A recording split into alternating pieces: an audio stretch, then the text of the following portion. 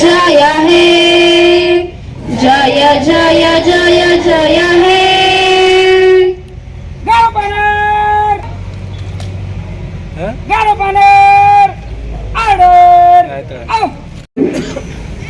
ಅಧಿಕೃತವಾಗಿ ಶಾಸನಬದ್ಧವಾಗಿ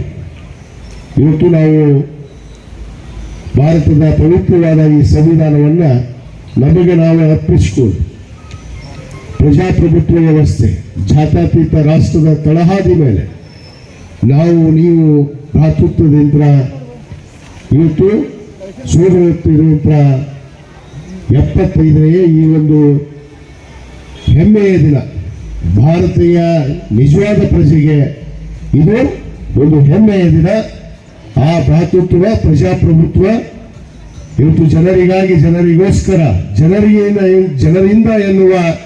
ಈ ಪವಿತ್ರವಾದ ಸಂವಿಧಾನದ ಅಡಿಯಲ್ಲಿ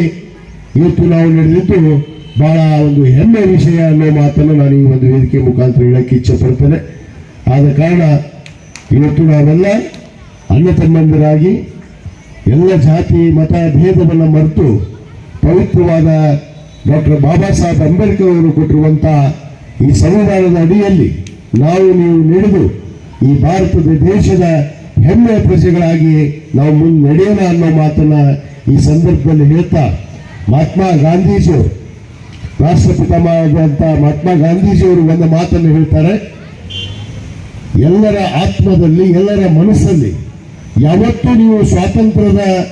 ಅಭಿರುಚಿಯನ್ನ ನೀವು ಮನಸ್ಸಾರೆ ಒಪ್ಕೊಳ್ತೀರೋ ಅದೇ ನಿಜವಾದ ಸ್ವಾತಂತ್ರ್ಯ ಅಂತನ್ನೋ ಮಾತನಾಗಿ ಮಹಾತ್ಮ ಗಾಂಧೀಜಿಯವರು ಹೇಳಿದ್ದಾರೆ. ಅದನ್ನು ನಾವು ಪಾಲನೆ ಮಾಡಿದ್ರೆ ಅದು ನಿಜವಾದ ನಾವು ಭಾರತೀಯ ಪ್ರಜೆಗಳಾಗೋದಕ್ಕೆ ಯೋಗ್ಯರು ಅನ್ನೋ ಮಾತನ್ನು ನಾನು ಈ ವೇದಿಕೆ ಮುಖಾಂತರ ಹೇಳಕ್ಕೆ ಇಚ್ಛೆ ಪಡ್ತೇನೆ. ಯಾಕಂದ್ರೆ ಆ ಮಾತನ್ನು ಯಾಕೆ ಹೇಳಿದ್ರು, ಅನೇಕ ಮನಸ್ಸುಗಳು ಏನು ಪವಿತ್ರವಾದ ಸಂವಿಧಾನವನ್ನು ಒಪ್ಪಿಕೊಳ್ಳೋದಿಲ್ಲ, ಇವತ್ತು ಭಾರತ ದೇಶದ ಈ ಪವಿತ್ರವಾದ ಏನು ಸ್ವಾತಂತ್ರ್ಯವನ್ನು ಒಪ್ಪಿಕೊಳ್ಳೋದಿಲ್ಲ, ಅವರಿಗೆ ಈ ಮಾತನ್ನು ನಾನು ಈ ಸಂದರ್ಭದಲ್ಲಿ ವೇದಿಕೆ ಮುಖಾಂತರ ಹೇಳ್ತಾ ಮತ್ತೊಮ್ಮೆ ಇಲ್ಲಿ ಉಪಸ್ಥಿರುವಂತಹ ಎಲ್ಲರಿಗೂ ಕೂಡ